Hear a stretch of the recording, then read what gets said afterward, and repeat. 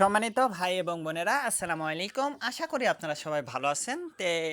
আজকে একটা সুখবর আছে। যেহেতু আমাদের খামারটা এখন দীর্ঘস্থায়ী করতে চাচ্ছি বা পরিকল্পনা একটু দীর্ঘমেয়াদী।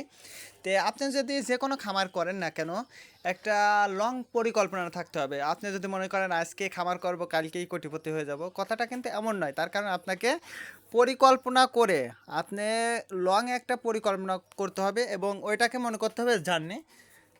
ওইটা শুধুমাত্র আপনি যদি গ্রামে বাস করেন সেক্ষেত্রে আপনার জন্য কিন্তু খামার করা, যে কোনো খামার করাটা কিন্তু সহজ হয়ে যাবে। আলহামদুলিল্লাহ আমাদের দেশি খামারটা আছে, দেশি মুরগির খামারটা আছে।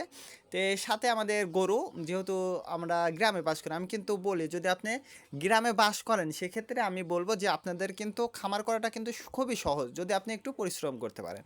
পরিশ্রম বলতে আমি যেটা আপনাদেরকে বোঝাচ্ছি, যেহেতু গ্রামে কিন্তু আপনি যদি মুরগি পালন করেন, হাঁস পালন করেন বা গরু বা ছাগল, আপনি যেটাই পালন করেন না কেন সেক্ষেত্রে গ্রামে কিন্তু খুব খরচ কম।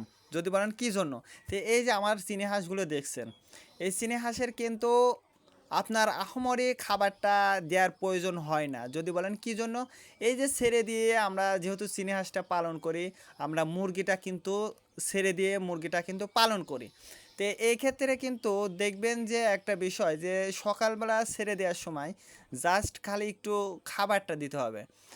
বলেন যে কি খাবার, চীনী হাঁসের কী খাবারটা দিই? আসলে চীনী হাঁসের খাবারটা দিই এই খাবার, যে আমরা যেটা রাতে যে খাবারটা অর্থাৎ ভাতটা আমাদের বেঁচে যায়, অর্থাৎ অতিরিক্ত যেটাকে বলা হয়, এই অতিরিক্ত ভাতটাই কিন্তু আমরা সকালবেলা চীনী হাঁসকে দিই।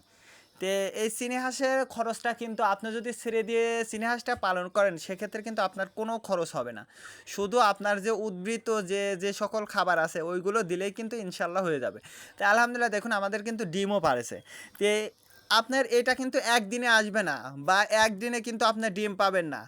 এই যে আমাদের আলহামদুলিল্লাহ আমাদের কবুতরও কিন্তু আছে, যদিও আমি কিন্তু শুধু আমরা কিন্তু দেশি মুরগিটা যেহেতু আমরা দেখাই, এই জন্য আসলে বাড়ির এইগুলো দেখানো হয় না। যেহেতু আমি এই জন্য আপনাদেরকে আমি দেখাচ্ছি, মূল উদ্দেশ্য হচ্ছে এই জন্য যে আপনারা যারা গ্রামে বাস করেন, তাদের যারা আসলে গৃহিণী আছেন বা যারা বাড়িতে আছেন, আলহামদুলিল্লাহ আমাদের যে সুখবরটা ছিল সেটা হচ্ছে আমাদের এই যে দেশি গরু, আসলে দেশি গরুর আমাদের আবারও কিন্তু বাচ্চা হয়েছে আজকে, যেহেতু আজ ঈদের দিন। আল্লাহর কাছে লাখো কোটি শুকরিয়া যে ঈদের দিন কিন্তু বাচ্চাটা হয়েছে।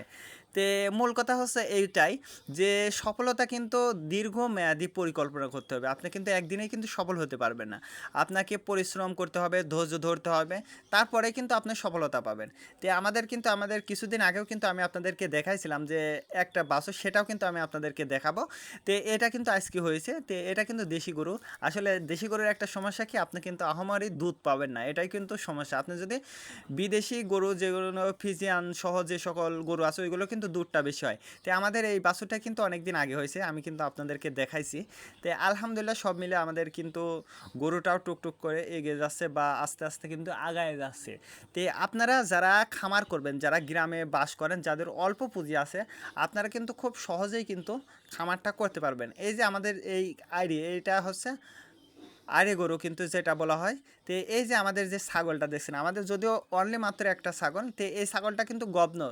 তে আল্লাহ চাইলে অতি শীঘ্রই কিছুদিনের মধ্যেই কিন্তু আমাদের এই বাচ্চাটা হবে। এই ছাগলটা সম্ভবত 5 মাস, 4 মাস শেষ, 5 মাস পড়ছে, যেহেতু অ্যাকুরেট হিসাবটা আসলে করা হয়নি। অল্প দিনের মধ্যে কিন্তু এটা আসলে বাচ্চাটা দেবে ইনশাল্লাহ। তে এই যে এটা কিন্তু, এই ছাগলটা কিন্তু গরিবের গাভী বলা হয়। কেন বলা হয় জানেন? এই জন্য বলা হয় যে এই ছাগল থেকে যে বাচ্চাটা আসবে, হয়তো বা দুইটা বাচ্চা বা একটার নিচে তো বাচ্চা হবেই না। তে এইটা কিন্তু এই জন্য কিন্তু গরিবের গাভী বলা হয়। তার কারণ ওই বাচ্চাটা যদি খাসির বাচ্চা হয় বা পাঠির বাচ্চা, যে বাচ্চাই হোক না কেন, আপনি কিন্তু বিক্রি করার সময় কিন্তু অনেক বড় একটা অ্যামাউন্ট পাবেন।